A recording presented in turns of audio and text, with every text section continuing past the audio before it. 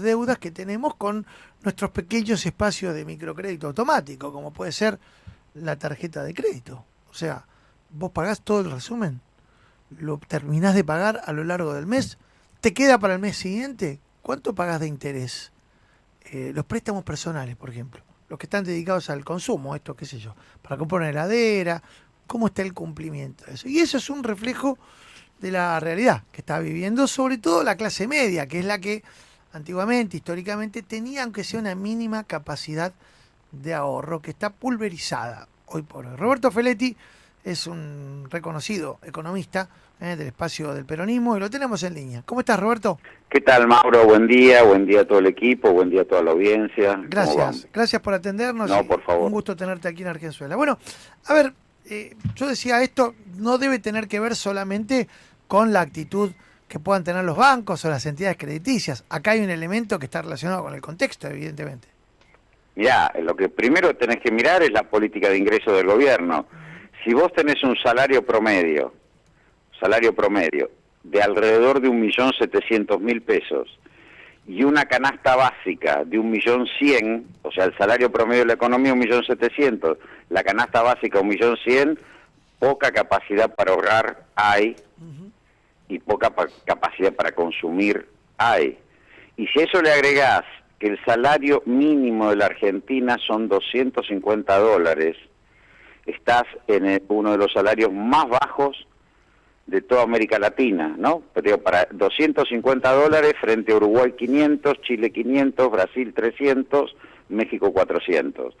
Eso te da la pauta, porque el salario mínimo, a partir de ahí se negocia la paritaria, es decir, que cuanto más alto es el salario mínimo, más altos van a ser los sueldos convencionales. Claro. Bueno, esto es un problema grave de la política de ingresos, que se empieza a reflejar en que efectivamente muchos sectores de ingresos medios, medios altos, sectores formales, acostumbrados a un estándar de vida, bueno, comenzaron a darse cuenta que si iban al restaurante aún del barrio y con la familia, algo, un consumo normal a lo largo de toda su vida, y gastaban 4 o 5 cubiertos, pagaban con la tarjeta, después ese vuelto de la tarjeta empezaba a ser más difícil pagar, y entonces primero hacían el pago mínimo, después le pedían cuotas al banco. Hay todo un proceso de deterioro de la política de ingresos, que es lo que se empieza a reflejar en un mayor endeudamiento de las familias, posteriormente mayor morosidad, y por el otro una caída muy fuerte del consumo, muy fuerte del consumo. Eso es lo que estamos viendo, pero es consecuencia de la política de ingresos, es la consecuencia de una política de ajuste duro, muy duro, que además no tiene saldo favorable para el pueblo, porque no que se acumulan reservas en Banco Central, y el gobierno le dice al pueblo, bueno, miren, vamos a estar 2 o 3 años ajustándonos el cinturón, pero fíjense, tenemos un Banco Central fuerte, tenemos estabilizada la macro, con esto vamos a salir de la situación de endeudamiento. Nada de eso, es un ajuste inútil, pero además ese ajuste duro que recae primero que nada sobre el sector público, que se refleja en universidades, en jubilaciones, en obra pública, también comienza a llegar ahora a las provincias, eso explica la rebelión de los gobernadores, y por el otro está impactando en el sector privado, en el sector formal, porque obviamente las tarifas, los alimentos que son consumos esenciales, son los primeros que uno no puede dejar de sostener. Entonces no le queda resto para la indumentaria, no le queda resto para la recreación, no le queda resto para otros consumos, cambiar un electrodoméstico, por ejemplo. Y eso además, ese golpe en el sector formal impacta en el informal, porque el sector formal es el que demanda un conjunto de servicios personales como peluquería, empleo doméstico, repartidores, inclusive si cobra el aguinaldo, antes era un dato que por ahí, bueno, vamos a pintar un cuarto que venía medio descascarado. Y ahora es para pagar deudas, para cubrir las deudas que tenés de la primera mitad del año. Pero es que es grave la política económica que se está llevando adelante, y lo más grave, como te decía antes, es que es un sacrificio inútil, porque vamos camino a un escenario de mucha tensión, de volatilidad de variables, porque estos tipos, uno tendría que decir que si el presidente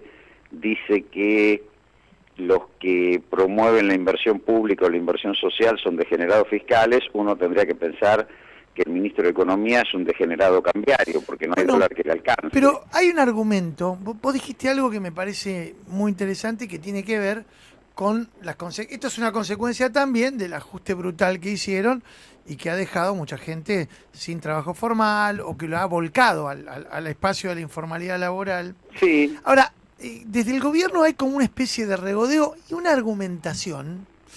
Mira, si tenés 15 segundos. Dale, estamos para conversar. Escuchá, lo que vos digas, Mauro. Escuchá lo que dijo, creo que fue ayer esto, en una entrevista con Eduardo Feynman, que le estaba tirando bastante centro, por cierto.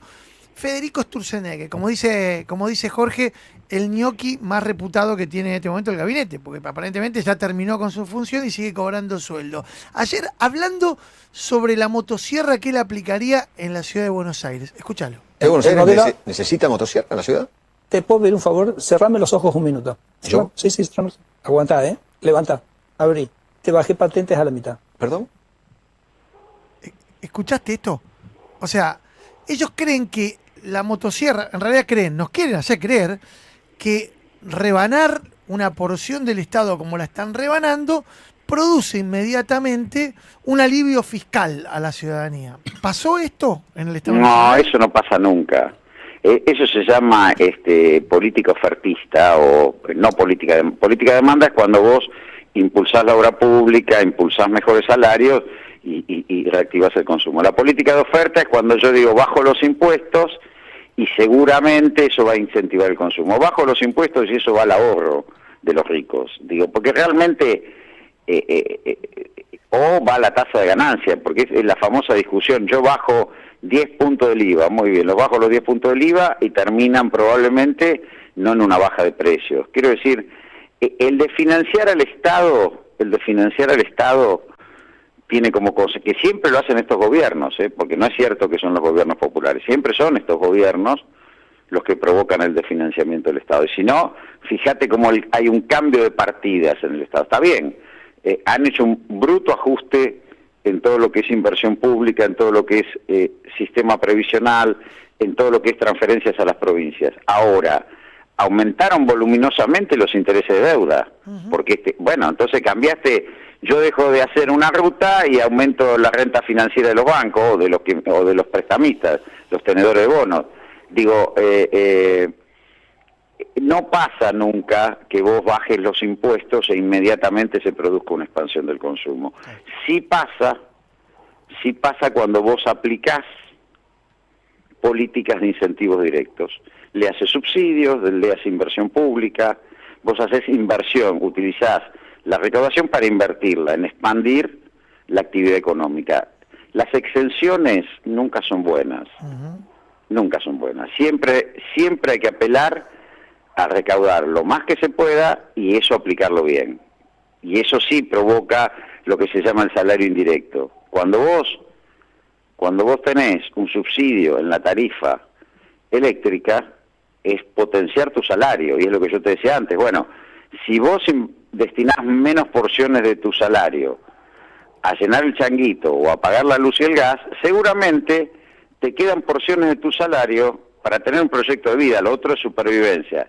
Tener un proyecto de vida y decir, bueno, el fin de semana me voy, por ahí me hago una escapada a la costa, o me voy a cambiar la pilcha, que hace mucho que no me compro una camisa, o inclusive cambiemos algún electrodoméstico. Digo, todo eso es lo que realmente incentiva. Pero vos, ¿por qué? Porque construís un salario indirecto, claro, a través de una correcta aplicación de los recursos del Estado. Lo mismo pasa con la inversión pública.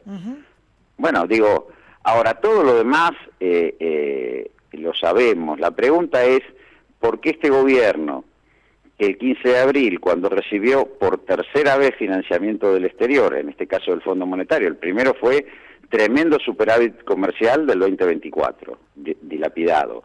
Después fue el primer blanqueo, 23.000 millones de dólares dilapidado. Después recibe el 15 de abril 12.000 millones de dólares del fondo, el dólar estaba en 1.100 pesos, y ¿por qué hoy le está rozando 3 meses después 1.300? Preguntate, recibió un apoyo importante, 12.000 millones de dólares, sí, y hoy está luchando para tenerlo debajo de los 1.300 pesos, cuando en ese momento, cuando recibió ese aporte, estaba debajo de los 1.100, 200 pesos en 3 meses.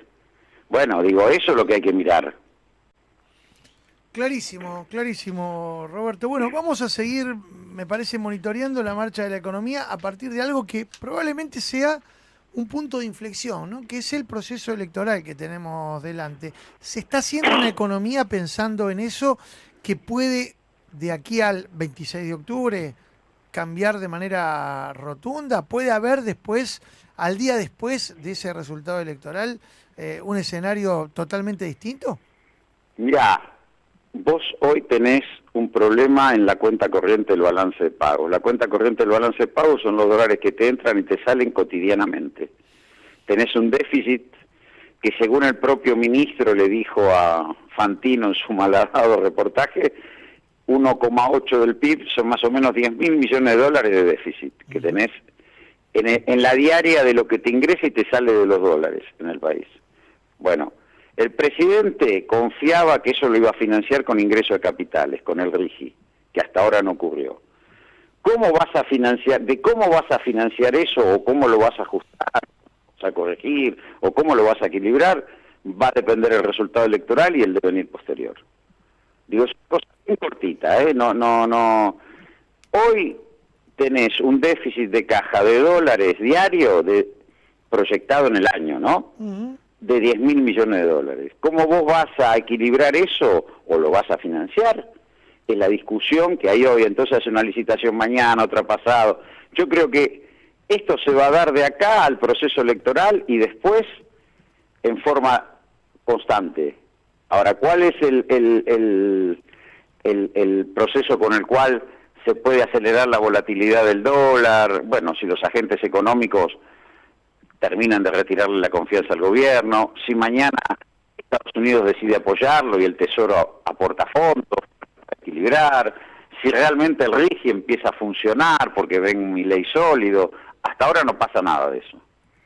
Entonces, bueno, yo creo que hay que, por un lado, mirar la insustentabilidad del ajuste fiscal que han hecho en términos de lo que es, y estábamos hablando, la actividad productiva. Y por el otro hay que mirar la sustentabilidad del sector externo con un ministro de Economía que hizo lo mismo que con Macri y permite la valorización financiera, el carry trade, y los dólares se van, y no hay dólar que le alcance. Entonces son las dos cosas, la insustentabilidad del ajuste fiscal que han hecho en términos sociales y económicos y nivel de actividad, y la sustentabilidad del sector externo con una especulación financiera que parece no tener freno.